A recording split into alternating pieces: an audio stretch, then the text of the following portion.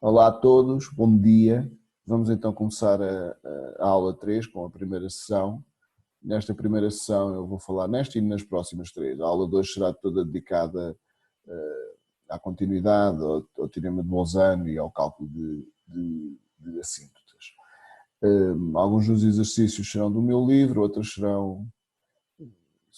foram inventados ontem. Este aqui foi criado ontem à noite, já era para aí meia-noite. Às vezes é possível que saia aqui alguma coisa assim, menos bem conseguida, mas eu espero que estive a testar e parece-me que está tudo bem. Bom, este exercício que está aqui é do meu livro, tem aqui umas coisinhas,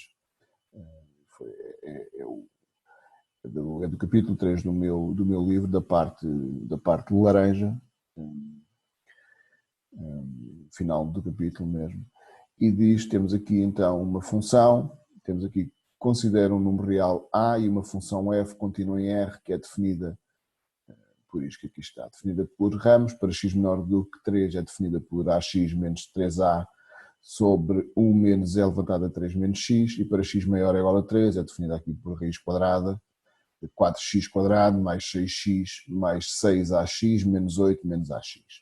Bom, a primeira pede para mostrar que o A é 2. Bom, neste tipo de coisas, como nós sabemos que ela é contínua em R, portanto se é contínua em R será contínua no único ponto onde ela poderia eventualmente não ser contínua. Porquê?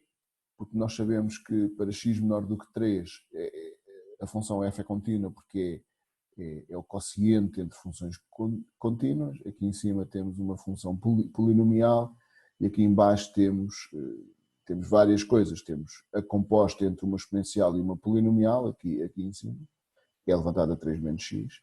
Depois aqui temos uma polinomial ou com uma constante, se quiser, e depois temos a diferença entre funções contínuas. Sabem que a função exponencial é contínua, a função polinomial, qualquer função polinomial é contínua, a composta entre funções contínuas no seu domínio é contínua e a diferença entre funções contínuas é contínua. Portanto, para x menor do que 3, esta função f é contínua. Para x maior ou igual a 3, para x maior do que 3 também é contínua. Porquê? Porque é a diferença entre funções contínuas. Esta aqui deste lado é uma polinomial, é uma função afim, y igual a ax. E esta que está aqui é composta entre uma irracional e uma polinomial, certo? Portanto, isto é composto entre a função definida por y igual a raiz de x e a y igual a 4x quadrado mais 6x menos a, mais 6ax menos 8. Desculpa. Bom, portanto, o único ponto onde ela poderia não ser contínua era no ponto de abscissa 3. Era o único ponto que ela poderia eventualmente não ser contínua. Então, o que é que nós sabemos sobre funções contínuas num ponto? Uma função f. Primeiro, importantíssimo, uma função só se fala em continuidade num ponto se o ponto pertencer ao domínio. Portanto, se eu tiver aqui um ponto A que pertence ao domínio de f, f é contínua em x igual a A, ou no ponto de abscissa A, se, na verdade, existir o limite, quando x tende para A, de f de x. Basta que este limite exista. Neste caso, o que é que quer dizer isto? O que é que quer dizer este limite existir? Quer dizer que o limite à esquerda de f de x tem que ser igual ao limite à direita de f de x, tem que ser igual à imagem no ponto. Claro, se estes limites existirem, pode não existir. Por exemplo, a função pode estar definida só à direita do ponto, não é? Ou só à esquerda. Pronto, se ela estiver definida tanto à direita como à esquerda, tem de acontecer isto. Reparem que há aqui algumas coisas importantes. Se eu tiver uma função de domínio, vamos imaginar que eu tenho uma função de domínio R excepto A. Obviamente que não faz sentido falar em continuidade no ponto A, porque o ponto A não pertence, mas é possível que exista limite no ponto A. É possível que pode acontecer, imagino que isto acontece. Portanto, aqui tenho o ponto A, aqui é uma função f. Esta função tem limite no ponto A, porquê? Porque o limite do x tende para a à esquerda de f de x é igual ao limite quando x tende para a à direita de f de x. Portanto, se o ponto não pertence ao domínio, não é? Basta que uma destas coisas, basta que isto aconteça para existir limite. Claro que aqui não se pode falar em continuidade no ponto A, porque o ponto A não pertence ao domínio. Eu posso dizer que esta função é contínua em R excepto A. Portanto, aqui eu posso dizer que existe limite quando x tende para A de f de x, e se quiser, se este valor que aqui estiver for, por exemplo, B, vale B. Ok. Um bocadinho diferente é se, reparem, eu vou desenhar aqui uma função que parece que é igual, e é, vai ser praticamente igual. Uma função, quer dizer, eu vou aqui fazer um esboço do gráfico. Imaginemos que temos aqui uma função que é praticamente igual. Claro que o gráfico não vai sair igualzinho, mas pronto, a ideia é que seja aqui mais ou menos igual. Só que aqui está definida aqui, num pontinho aqui. Ou seja, esta função que está aqui, que eu vou chamar G, tem domínio R. Sim? Bom, se esta tem domínio R, eu já posso falar em continuidade no ponto A. Certo? E, portanto, mas reparem aqui numa coisa, o limite, quando o x tende para a à esquerda de, neste caso, g de x, é igual ao limite, quando o x tende para a à direita de g de x, que neste caso vale b. Ok, mas penso que não há dúvidas disso. Eu vou aqui, não fiz ali, mas posso fazer aqui. Quando eu ponho o x a tender para A por valores à sua esquerda, as imagens tendem para B. Quando eu ponho o x a tender para A à sua direita, as imagens tendem para B. Mas isto, não é? Já agora, isto com o programa antigo, com a definição de limite antiga, era o suficiente para dizer que existia limite. Portanto, estas duas funções teriam um limite no ponto A. Com a definição atual, se o ponto pertencer aqui ao domínio, além destes dois limites laterais terem de ser iguais, tem de ser igual à imagem no ponto. Mas neste caso não é igual à imagem no ponto. Ou seja, isto que está aqui é diferente de C, e C é precisamente a imagem no ponto. Certo? Portanto, aqui neste caso não existe limite quando o x tende para A de g de x, e neste caso implica, porque o A está no domínio de G, implica Professor, que sim, ali é F de aqui C ou F de é A? F de A, F de A. Obrigado. E Nada. portanto, como o A pertence ao domínio de G, podemos dizer que G não é contínua em x igual a A. Ok? Eu estou a passar aqui a parte da definição de limite num ponto, segundo Heine. Eu estou a assumir que já deram isso há algum tempo nas aulas presenciais que tiveram com os vossos professores. Eu estou a assumir isso. Não, eu vou só relembrar aqui a definição, mas estou a assumir que já deram isso. Portanto, neste caso, G não é contínua em x igual a A, exatamente por não existir limite. Portanto, se não existir limite, ela nunca poderá ser contínua, e já sabem que só podemos falar em continuidade num ponto se o ponto pertencer ao domínio. Há aqui algumas coisas importantes, também já devem ter falado, quase todo o tipo de funções que nós conhecemos, são todas funções contínuas no seu domínio, funções polinomiais, funções trigonométricas, logarítmicas, exponenciais, todas contínuas no seu domínio, soma, o quociente, o produto, a diferença de funções contínuas é uma função contínua, ter só algum cuidado para o quociente entre funções contínuas, que reparem que aqui não é, obviamente que não podemos falar em continuidade nos zeros da função que está no quociente. Depois, a composição de funções contínuas é uma função contínua, a potência de uma função contínua é uma função contínua e assim sucessivamente. Pronto. Ok, eu só vou falar aqui um bocadinho da definição de limite segundo Wien, eu vou escrever aqui.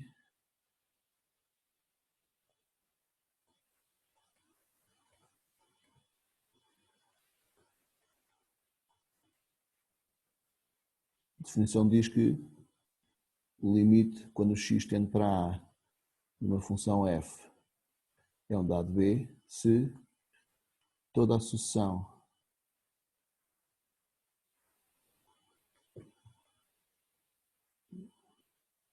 qualquer que seja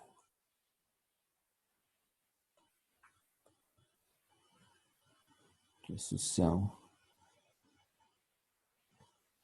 o n, tal que o n pertence ao domínio de f e o n tenda para A, então as imagens, por meio desta sucessão, têm que tender para B. Bom, já devem ter visto esta definição, segundo Wien, e vou só meter aqui, rodear aqui é encarnado. É uma definição importante, é a definição com que nós trabalhamos quando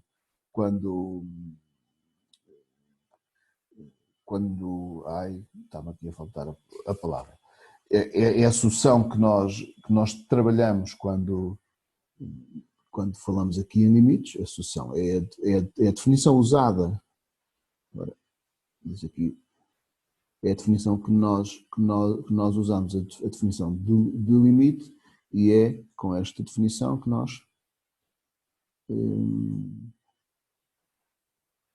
podemos fazer estas coisas e podemos saber o que é e sabemos o que é existir ou não limite.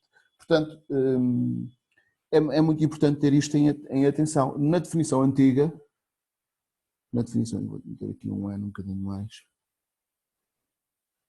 Já agora, também é importante, o A tem que ser um ponto, né? A, eu não escrevi aqui, mas A é aderente, tem que ser aderente ao domínio de G. Eu vou lá escrever em baixo o que quer dizer aderente. Pronto. Isto é importante, toda a sucessão, né? Toda a sucessão N de elementos do domínio de F, tal que o N tenda para A, as imagens têm que tender para B. Quando eu digo aqui toda a sucessão, pode ser, por exemplo, a constante. Vou meter aqui para baixo. Pode ser, por exemplo, a constante. Por isso é que tem que ser igual a f de A. Se eu considerar a sucessão o N igual a A, a sucessão que vale sempre A, neste caso aqui, neste caso aqui, eu teria de considerar todas as sucessões que tendem para A por valores à direita, por valores à esquerda, e a que é igual a A. E as imagens destes pontos todos teriam todos de tender para a mesma coisa. É o que não acontece aqui neste caso. Se eu considerar a sucessão o N igual a A, as imagens desta sucessão valem todas B, valem todas C, e portanto não são iguais, e por isso é que aqui não existe limite. Já agora, na antiga definição, aqui colocava-se o N a tender para A por valores diferentes de A, e portanto isto aqui já não aparecia, e o A já não teria de ser aderente, teria de ser ponto de acumulação. Já agora, um ponto é aderente a um conjunto, eu vou escrever aqui só para terem a ideia. Vou escrever aqui, como tenho espaço ali, vou escrever aqui. A, um ponto A é aderente, um ponto A real é aderente a um conjunto um conjunto A grande,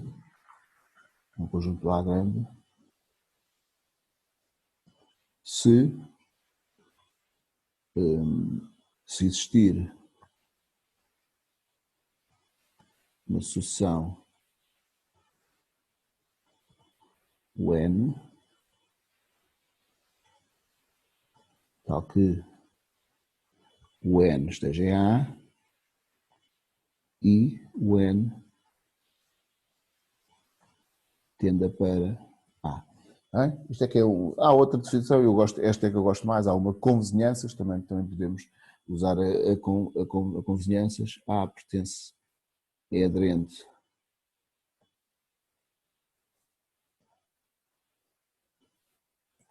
A é um conjunto A se toda a vizinhança,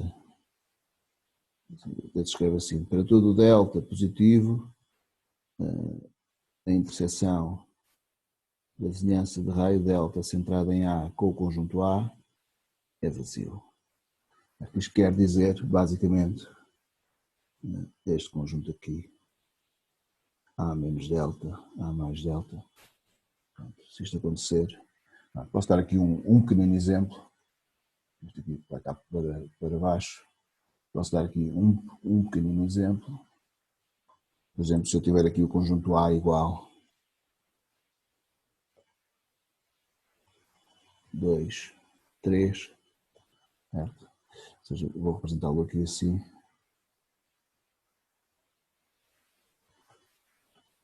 Tenho 2, tenho 3.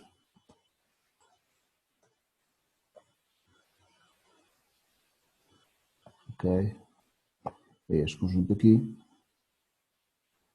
Fechado ali. Qual é a aderência de A? A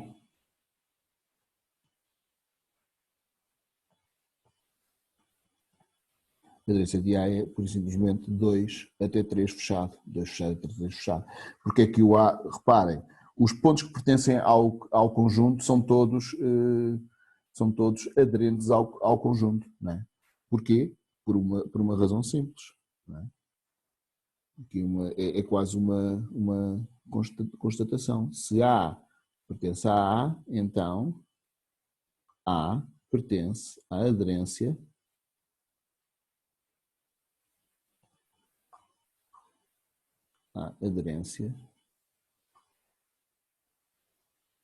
de A.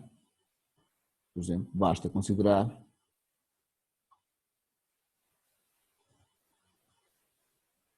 a sucessão o N, de termo geral, o N igual a A, não é? Isto é mais ou menos óbvio. Não é? Se um ponto pertence ao conjunto, não é? Como não há nenhuma limitação ao tipo de sucessão que eu escolha, desde que os termos estejam todos em A, eu posso escolher a sucessão constante. Não é? Por exemplo, se eu considerar a sucessão o N igual a 2, todos os termos da sucessão o N igual a 2 pertencem a A, porque todos os termos são iguais a 1, o 1 é igual a 2, o 2 é igual a 2, o 3 é igual a 2, e assim sucessivamente, e tendem todos para 2, porque ele é constante, não é?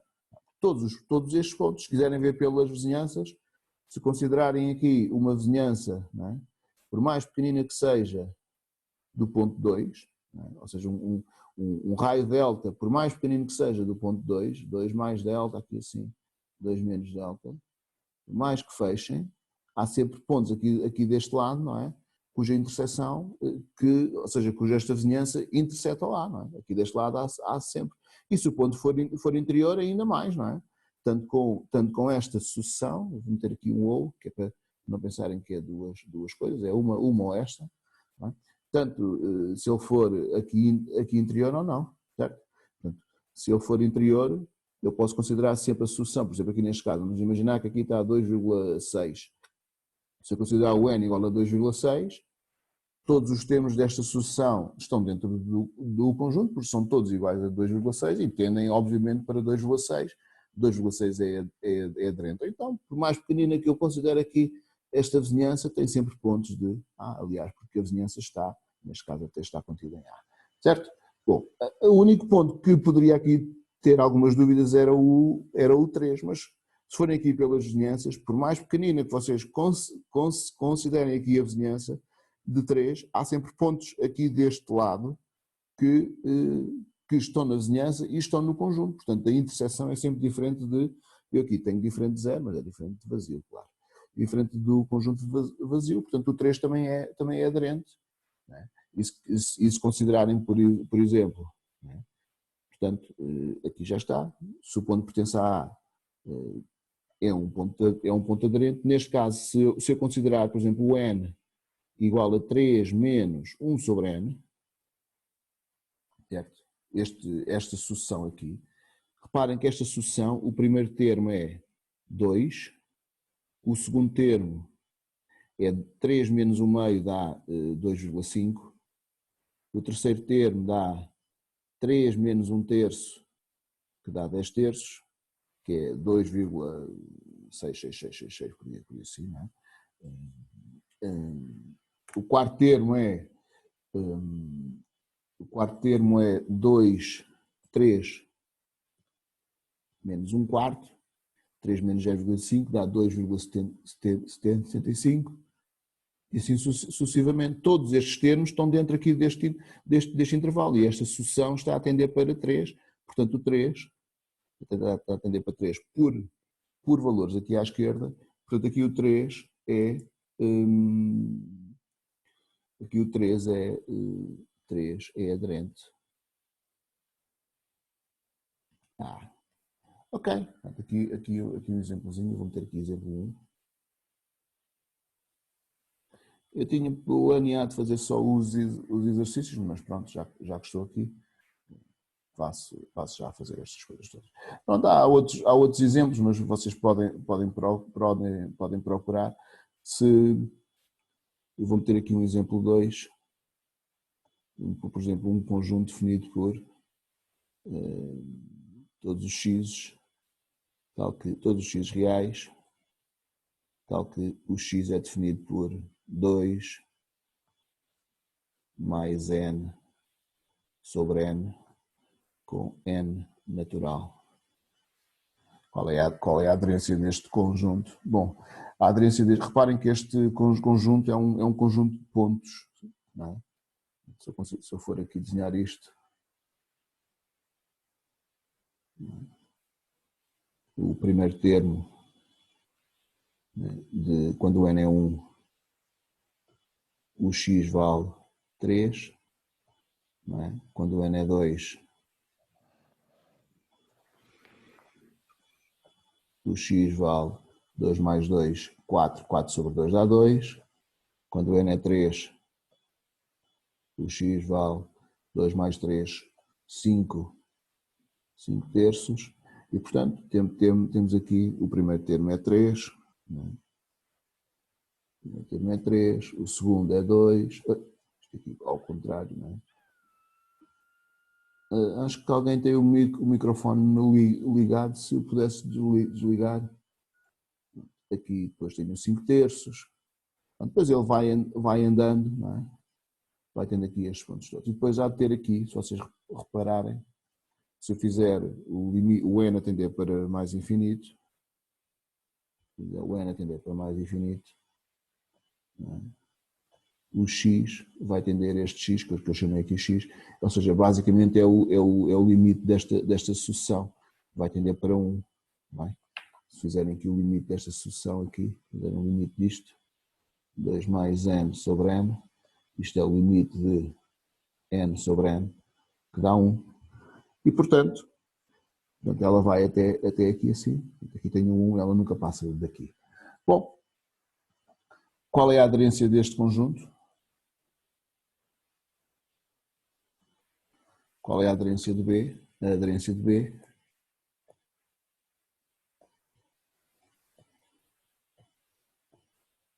é o próprio B, porque nós já vimos que se um ponto pertence ao conjunto, então é aderente a esse conjunto. Basta considerar a sucessão constante. O 3 é aderente. Se eu considerar a sucessão o n igual a 3, o n pertence a B, ou seja, todos os termos de um n pertencem a B e tendo para 3 a mesma coisa para 2, tal. Qual é o outro ponto que também está no conjunto? É o próprio limite.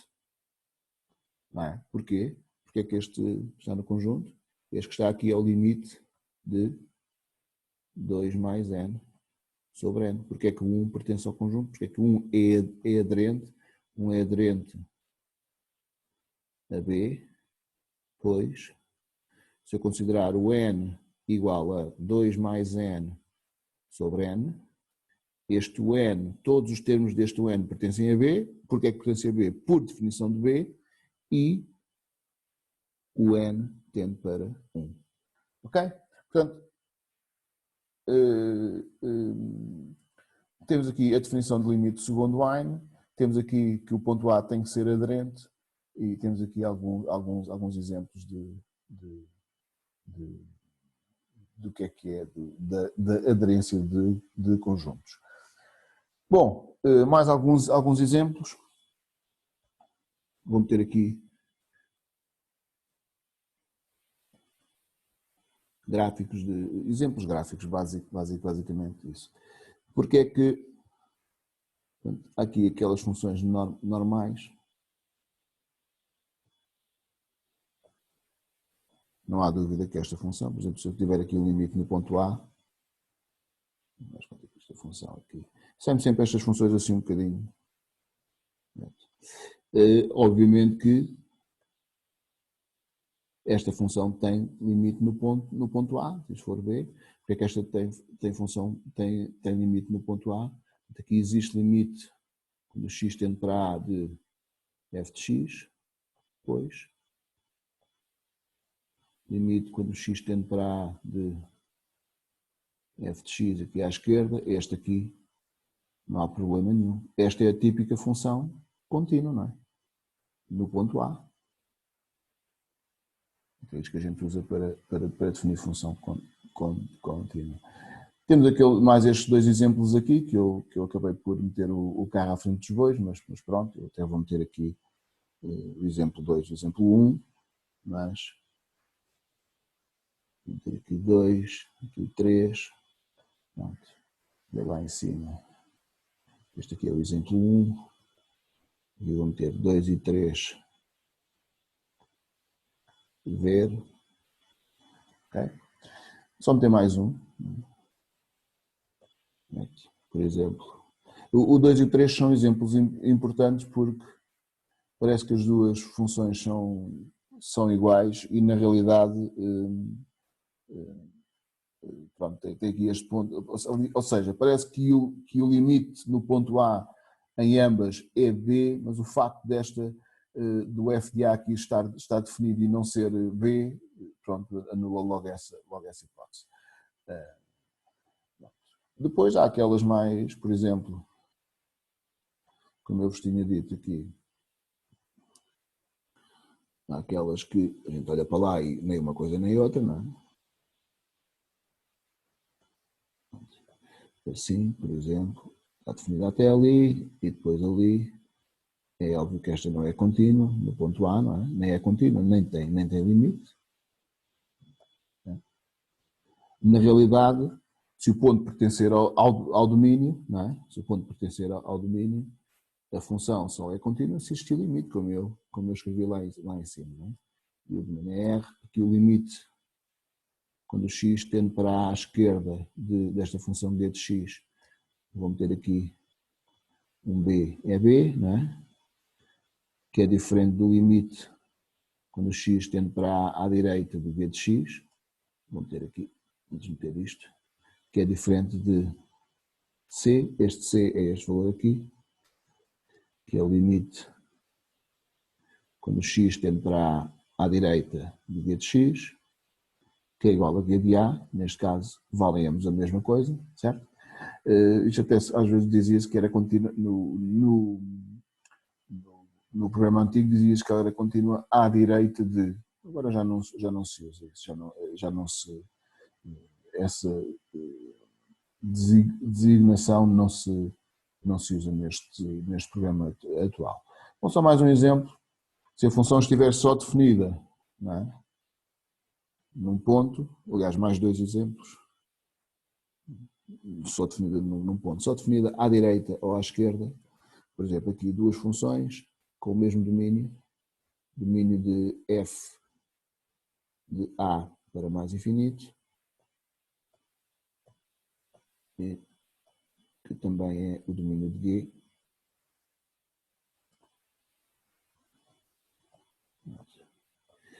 e aqui, obviamente, não se fala no limite,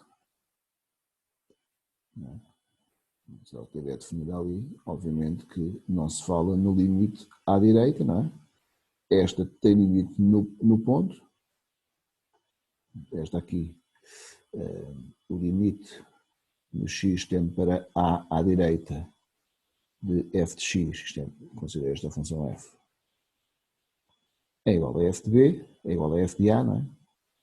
Que valem ambas b, e portanto aqui existe limite e é contínuo em x igual a a, daqui existe limite quando x tende para a de f de x e é igual, neste caso, este limite vale b.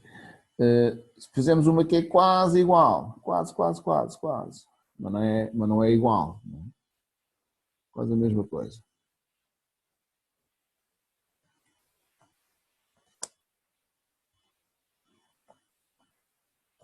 Por exemplo, aqui, aberto, só que agora assim. Esta aqui, vou ter aqui, vou fazer esta azul. A, o B e aqui o C. Não é? Este aqui, o limite do x tende para a à direita de g de x é um tal B, não é? Se eu fizer aqui à direita, não é? Vou fazer aqui aberto.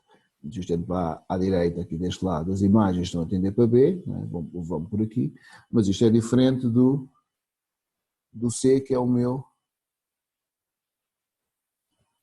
G de A. Portanto, aqui, o que é que nós dizemos? Dizemos aqui que não existe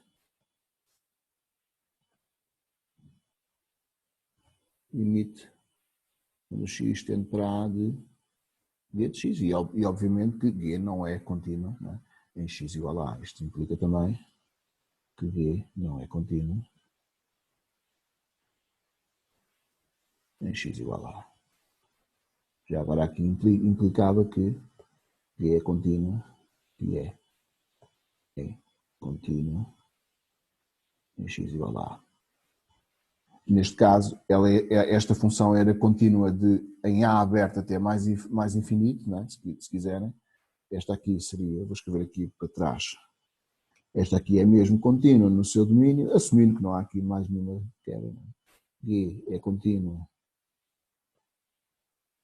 no seu domínio.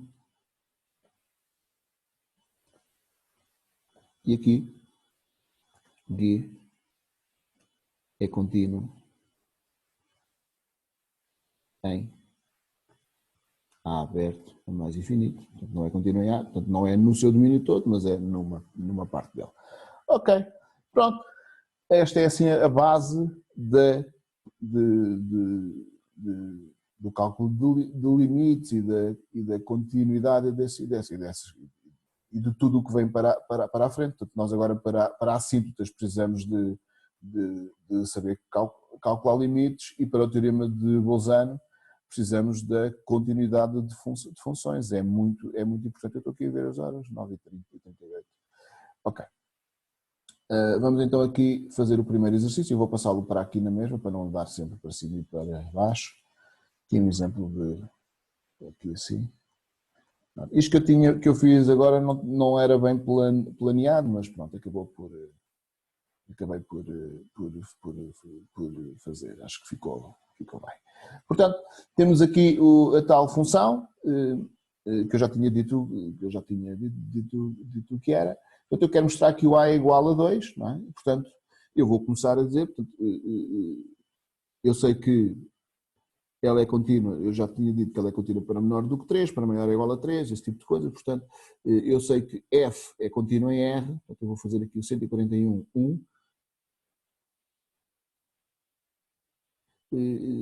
Se quiserem, se alguém tiver o meu livro, está na página, vou procurar aqui, 200 e qualquer coisa.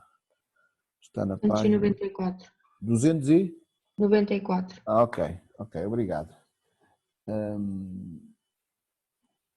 Portanto, Sim, isso mostra as novas. o microfone, por favor. Mas tu podes voltar e vir para Microfone, por favor. Podem desligar o microfone. Podem desligar o microfone, Miguel. Obrigado. Então, F é contínua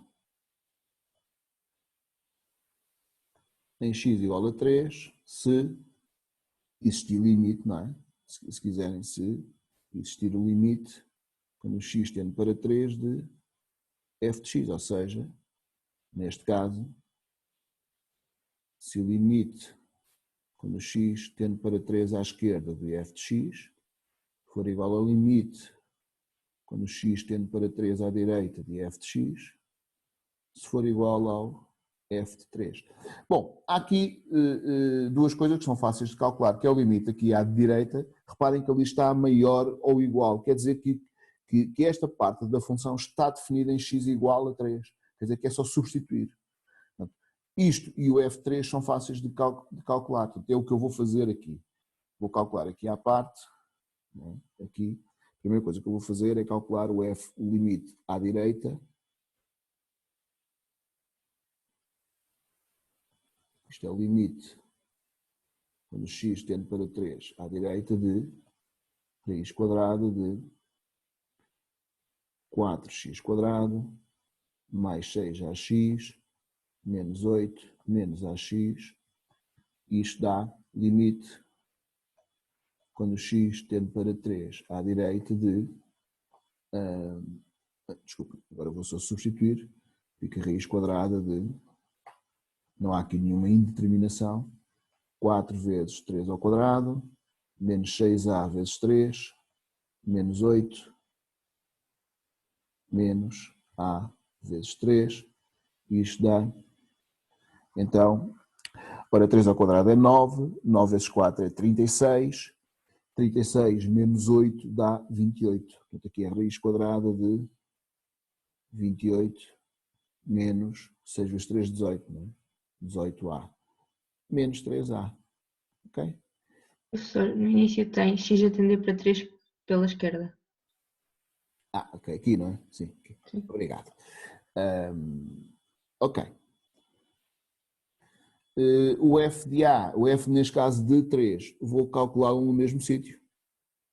E o f de 3 é só substituir, substituir aqui vai dar exatamente as mesmas contas. Não vou estar a fazer de novo. Aliás, vocês no exame, se quiserem, acho que podem fazer isto, não há problema nenhum. É exatamente a mesma coisa. Aliás, podem escrever aqui à frente, é igual a f de 3. Bem? As contas são exatamente as mesmas. Ok, falta o limite quando o x tende para 3 à esquerda. Então, o limite, vou fazer aqui, vou fazer o a preto.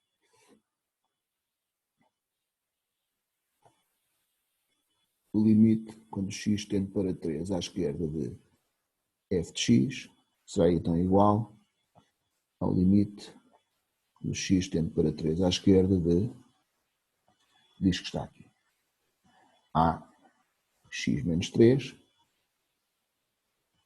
menos 3a sobre 1 menos e elevado a 3 menos a. Ok, se substituirmos aqui por 3, não é? Fica 3a menos 3a dá 0, e aqui não é a, aqui é x, não é? 3 menos a dá 0, é levantado a 0 dá 1, 1 menos 1 dá 0. Portanto, temos aqui uma indeterminação 0 sobre 0, temos de levantar. Isto é um limite notável, olha para lá, percebe isso, não? Podem mudar a variável, podem fazer isso se quiserem.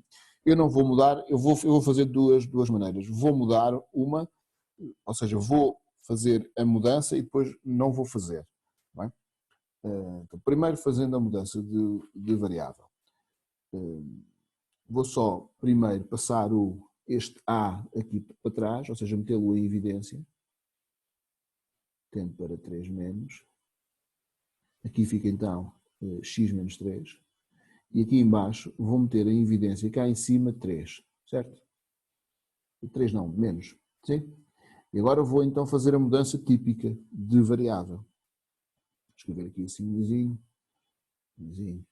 Que mudança é esta? Bom, se o x tende para 3 menos, x menos 3, tende para 0 à esquerda, é como se eu, não é, passasse este 3 para aquele lado, ou se tirasse 3 de ambos os lados. Portanto, isto aqui tende para 0. E é isto que eu vou chamar y. Certo? Seja y igual a x menos 3. Quer dizer que o x é y mais 3. E obviamente que o y vai tender para 0 menos.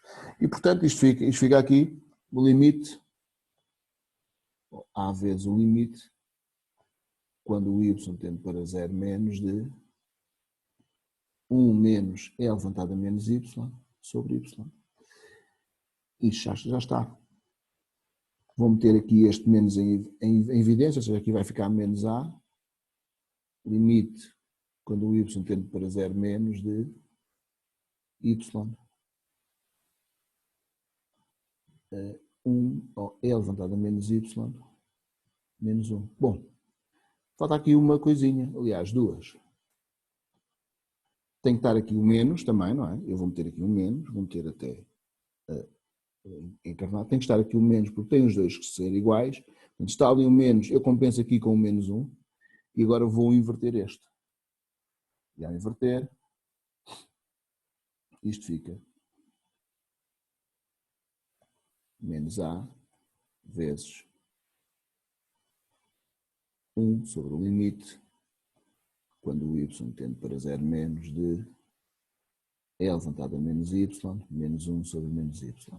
Bom, agora há quem ainda faça outra mudança de variável, que é chamar a este z, mas não é preciso. Não é? Das duas uma, ou põem aqui o menos atrás e ali põem 0 mais, ou fazem, eu prefiro assim. É aquilo que eu gosto mais de fazer. É dizer isto. Se o y tende para 0 menos y tende para 0, neste caso 0 mais, e portanto isto é na mesma um limite notável. Está bem?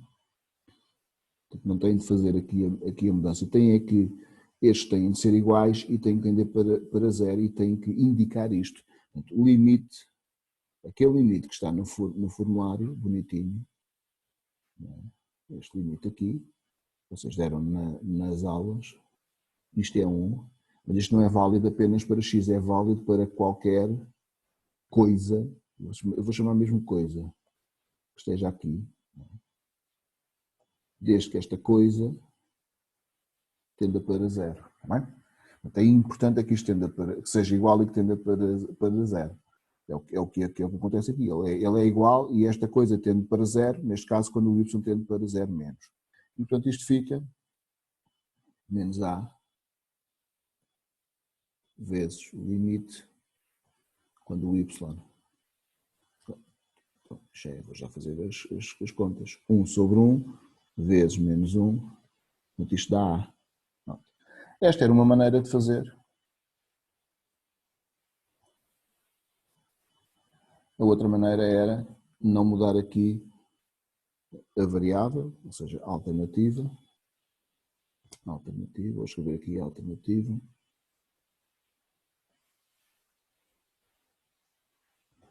E a alternativa era pegar então aqui neste limite aqui à esquerda. Isto se fosse lá no meu quadro da minha sala de estudo não era possível fazer. Quem entrou, por favor, desliga o som. Ok. Pronto. E aqui era fazer exatamente a mesma coisa. Este continuaria a dar 0 sobre 0.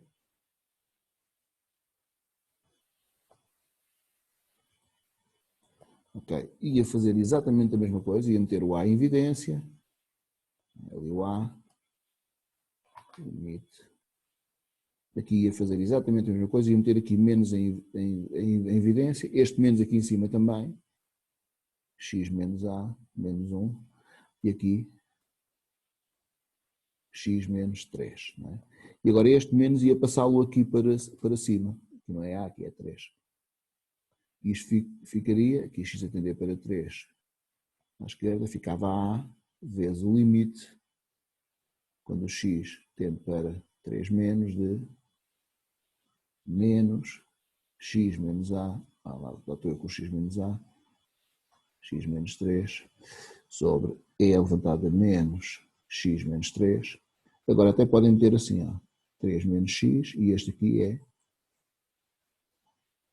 3 menos x. Eu que até escusava de meter ali, logo podia deixar aqui quietinho, 3 menos x. Este menos aí lá para cima muda aquilo, muda ali aquilo. Não escusava de estar a fazer isto. E aqui, reparem, quando o x tende para 3, isto tende para 0.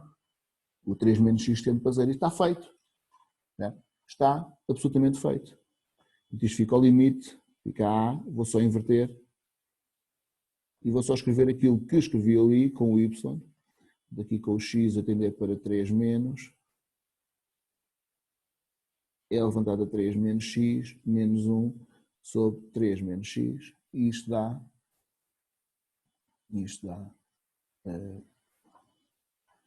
então é só escrever aqui,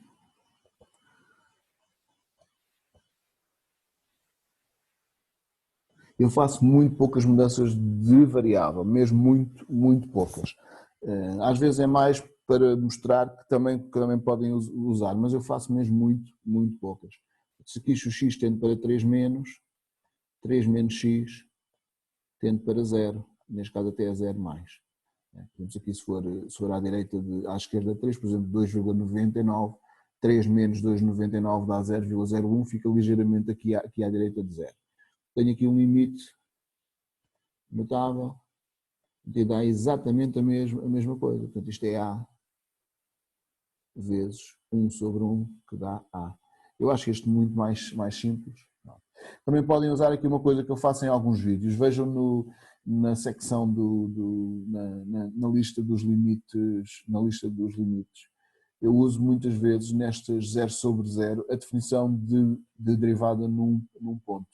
E podem fazer isso, por exemplo, aqui neste caso, eu poderia, neste caso aqui, se eu chamasse a f de x, claro que isto é um limite notável, é uma coisa muito simples, eu não tinha que estar, não tinha de estar aqui a fazer isto. Mas se eu chamasse a f de x é levantada a 3 menos x, esta função f é derivável em R, e o que tinham ali na realidade era o limite, quando o x tende para 3 menos, de f de x menos f de 3, reparem que ali o 1, este 1 é o f de 3, está bem? Este 1 que está aqui é o f de 3, 1, sobre x menos 3. Mas está ali 3 menos x, então ponho aqui o menos atrás. E isto que está aqui, por definição e por ela ser derivável, era a derivada, portanto neste caso era menos a derivada no ponto 3.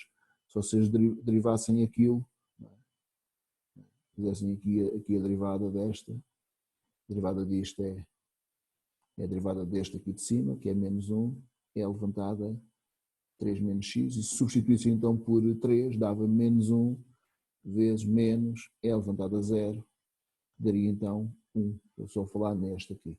Bem? Portanto, era outra maneira de ver. Eu hoje escolhi não usar muito aqui a definição, mas se quiser podem usar. Nem sei se os vossos professores usam, mas é uma alternativa, principalmente para aqueles limites mais complicados. Em todo o caso, em contexto de exame, normalmente não sai assim nada tão complicado que justifique usar aqui a definição. Bom, eu já sei que aqui à esquerda dá 1, não é?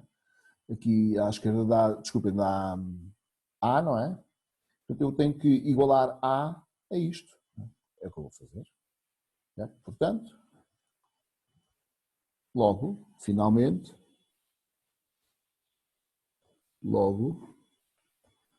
raiz quadrada de 28A mais menos 18 menos 3A tem que ser igual a A. Bom, e agora é fazer contas. Nós podemos ver já se o 2 é a solução desta. Reparem, se eu fizer 2 vezes 28 vezes 2 dá 56. 56 menos 18 dá, ora, 56 menos 18 dá 38. Não me enganei aqui em nada a fazer contas aqui em cima. Vejam lá. Devia dar aqui uma coisa certinha, não me enganei aqui nada a fazer contas. Vejam lá, se eu não me enganei. Vou só verificar aqui. 4 vezes 3 quadrado menos 8. 28, é que não dá certo. Aqui é mais. É que, reparem que eu aqui, ainda bem que eu vim aqui ver. Aqui é um mais, não é? Passei dali do mais para um menos, ali é mais. Senão ia andar aqui às voltas. Ok, mais ali. E portanto aqui é mais também. Bem, aqui é mais. Se quiserem ver se o 2 é a solução desta equação, podem então fazer 28 vezes 2 dá 56, 56 mais 18 dá 74. Oh, diabo. É 18A, acho eu. É 28 mais 18A, não é? Exato. 28 mais 18A. Isso podia-me dar aqui até amanhã, que isto não. Ok. 36 mais 28 dá 36 mais 28 dá 64, a raiz de 64 é 8, e aqui 3 vezes 2, 6, 8 menos 6 dá 2, 2 é igual a 2, 2 é a solução desta equação. Ok, mas como é que nós resolvemos isto? Isto é uma equação irracional com radicais quadrados.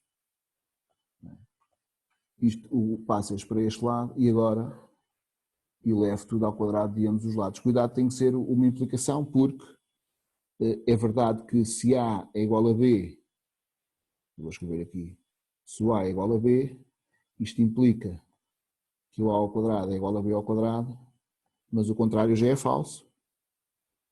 Não é? Isto aqui é falso, esta aqui é falsa. Esta implicação, porquê? Podem ter, por exemplo, 1 ao quadrado é igual a menos 1 ao quadrado e o menos 1, não é? Mas o 1 é diferente do menos 1. Portanto, é preciso ter algum cuidado com isto. No fim, vou elevar aqui ambos ao quadrado, não é? Portanto, isto implica que raiz quadrada de 28 mais 18A ao quadrado é igual a 4A tudo ao quadrado. Estes aqui cancelam, zuca, e isto fica então 28 mais 18A igual a 16A ao quadrado. Ok? Eu vou só dividir tudo por 2 para fazer uma conta mais bonita e vou passar tudo para este lado. 8A quadrado menos 9A menos 28 dividido por 2, 14, igual a 0. E agora, fórmula resolvente. Eu não vou aqui, o que eu não vou fazer, eu vou aqui à minha máquina e vou fazê-la num instantinho. Ora, 8x quadrado menos 9x, já não vá, menos 14 igual a 0, dá A igual a 2, ou A igual a menos 7/8. Ok? Temos então de verificar, não é? Temos de fazer a verificação e vamos substituir ali. Sim? Não esqueçam que isto é uma equação com radicais quadrados, então temos de fazer a verificação. Verificação.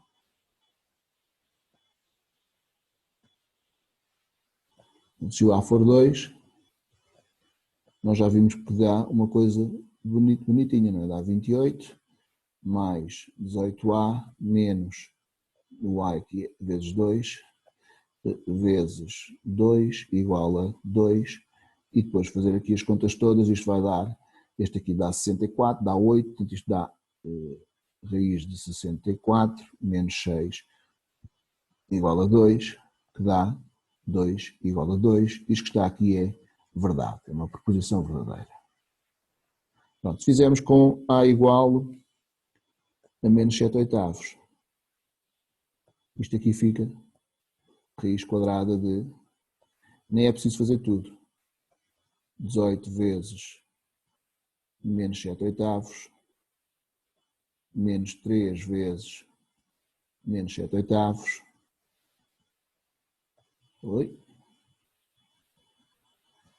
igual a menos 7 oitavos. Reparem que eu nem vou fazer as contas todas. Porquê? Aqui deste lado, isto dá, eu vou aqui fazer as contas, 28 menos 18 vezes 7 a dividir por 8.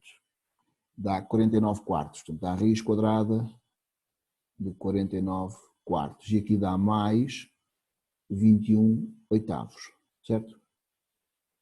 Eu não. 21 oitavos, igual a menos 7 oitavos.